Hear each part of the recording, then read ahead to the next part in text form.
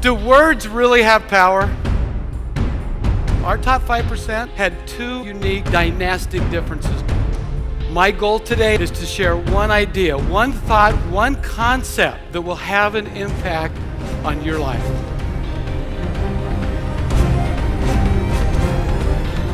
Your journey, your purpose is remarkable.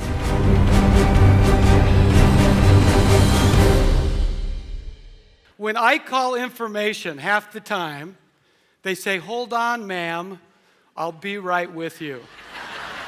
Boy. I want to start with 3 words that, if understood and applied in your life, can dramatically change the way you live your life. The word humility. It isn't being subservient. Humility is being teachable, coachable.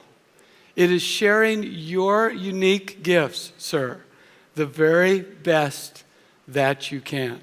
It comes from humus, dirt, that organic soil, that rich, dark soil that allows for growth. You won't grow or develop, and we won't allow anyone else around us to grow or develop without sufficient humility. If any of you have ever met my wife and you've met me, you will know that I over-married big time. I asked her to marry me 5 times.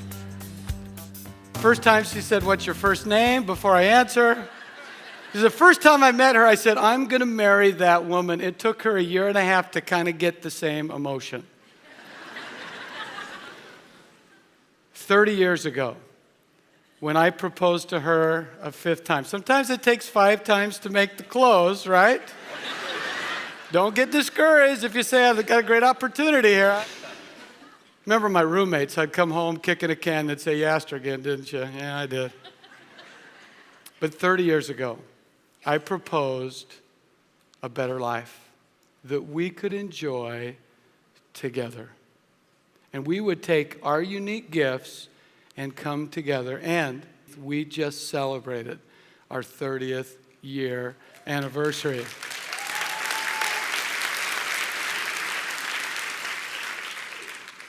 You will discover your purpose when you propose to the world what it is that you're going to do with your unique gift.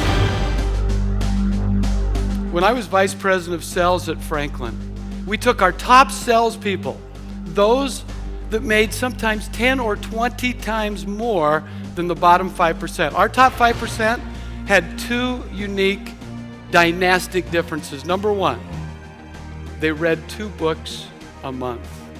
I was just at Stephen Covey's home 2 weeks ago, who's been a dear and trusted mentor.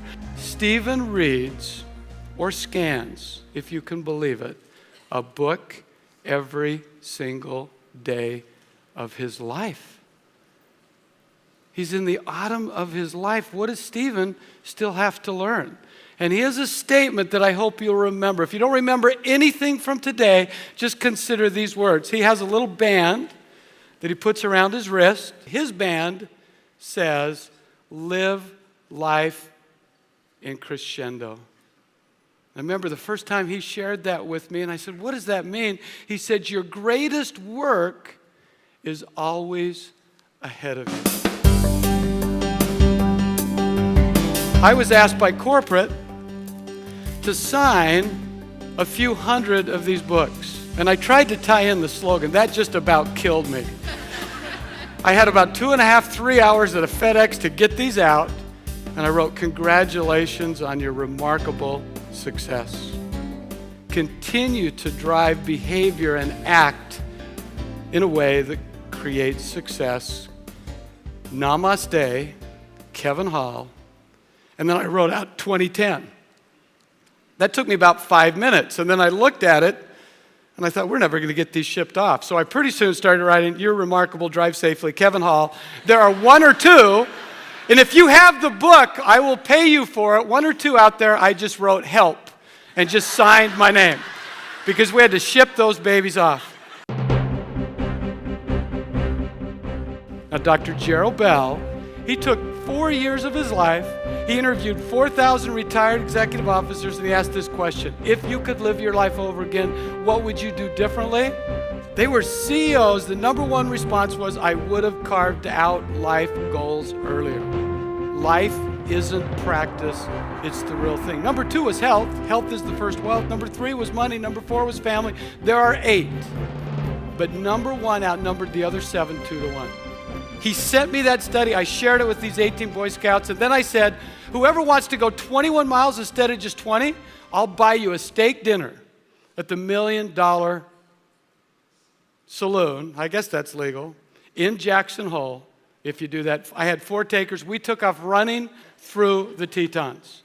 As we turned around at 20 and a half miles and we're coming back, here comes a jogger with his beautiful smile, glasses on, and he said, are you Scoutmaster Kevin Hall? In the middle of the Tetons. And I thought, how could a creditor find me here? Boy, they're persistent.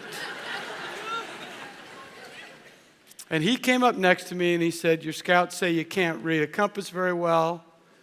Let me jog you back to String Lake. And I said, where are you from? He said, North Carolina. Well, what part of North Carolina? He said, Chapel Hill. And I said, well, you wouldn't happen to know a Dr. Gerald Bell, would you? And he looked at me and he said, well, I am Dr. Gerald Bell. And then as we jogged back, I said, what are the chances that the very morning that I share that study with 18 scouts, and several hours later, Dr. Gerald Bell, who's from North Carolina, going to Denver, decides to stop in the Grand Tetons and go for a little jog. When you discover your purpose and tap into your unique gifts, you will find people who've been waiting on your path all along. What you say to yourself, what you say to others, words make up the fabric of our lives. A calling is a call because you can hear it. You either silence it or you answer it. There isn't a person in this room, if you've lived long enough, if you have senses, if you can see, hear, taste, touch, or feel, who hasn't been knocked down a time or two. It can be a sacred, life-defining thing. Are you willing to suffer for what you want most? Never let your mind talk you out of what your heart knows to be true.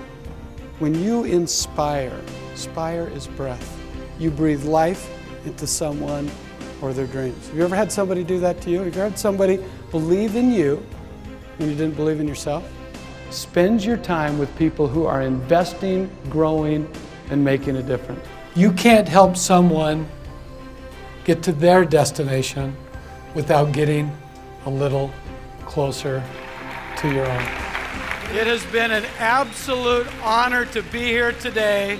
I salute the divine within each of you. Thank you so much.